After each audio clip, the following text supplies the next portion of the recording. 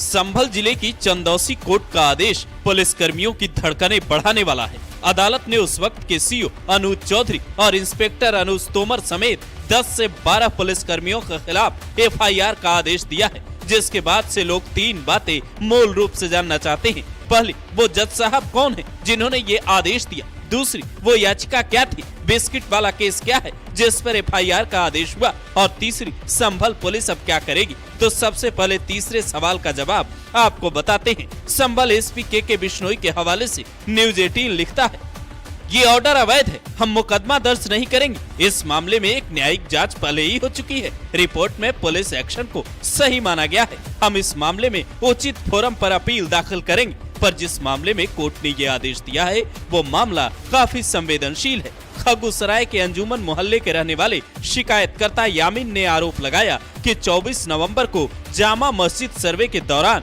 भड़की हिंसा में उसके 24 साल के बेटे आलम को पुलिस की गोली लग गई थी। यामीन ने कोर्ट को कहा, उनका बेटा जिस दिन बिस्किट बेचने के लिए घर से निकला था, गोली लगने के बाद परिवार ने डर की वजह से पुलिस से संपर्क नहीं किया और चुपके से इलाज करवाया। यामीन ने 6 फरवरी 2025 को शिकायत दर्ज करवाई, जिसमें तत्कालीन सीओ अनुज चौधरी, कोतवाली के तत्कालीन एसएचओ अनुज तोमर और 10 से 12 अन्य पुलिस कर्मियों पर आरोप लगाया।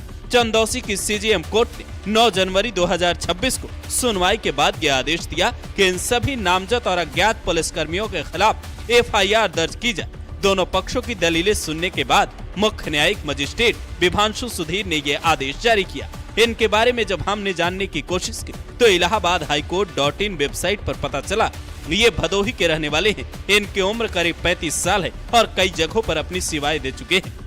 कौन है सीजीएम विभांशु सुधीर? साल 2013 में सुल्तानपुर जिले में ये पहली बार एडिशनल सिविल जज जूनियर डिवीजन बनाए गए। साल 2015 में सिविल जज मुसाफिर खाना सुल्तानपुर में सिविल जज जूनियर डिवीजन बनाए गए। उसके बाद एटा में जुडिशियल मजिस्ट्रेट बने, फिर मुरादाबाद, चंदौली और गाजियाबाद में भी सेवाएं दी। सितंबर 2025 में ये संभल के चंदौसी में चीफ जुडिशियल मजिस्ट्रेट बनाए गए। अब पुलिस कर्मियों के खिलाफ एफआईआर का आदेश देकर चर्चा में है। हालांकि ये पहली बार नहीं है जब किसी जज साहब ने इस तरीके का आदेश दिया हो, बल्कि इससे पहले भी पुलिस की कार्रवाई पर अगर सवाल उठे तो सुनवाई के बाद कई अदालतों ने मुकदमे और जांच का आदेश दिया है, क्योंकि पुलिस को भी कानून का पालन करना होता है। लेकिन यूपी में सिर्फ अदालत ही नहीं बल्कि विधानसभा अदालत के कटघरे में भी पुलिस कर्मी खड़े नजर आए हैं। जब यूपी विधानसभा में बाकायदा पुलिस कर्मियों की पेशी भी हुई थी तब उसकी तस्वीरें बेहद चर्चा में रही थी और ये जानकारी सामने आई थी कि 15 सितंबर 2004 को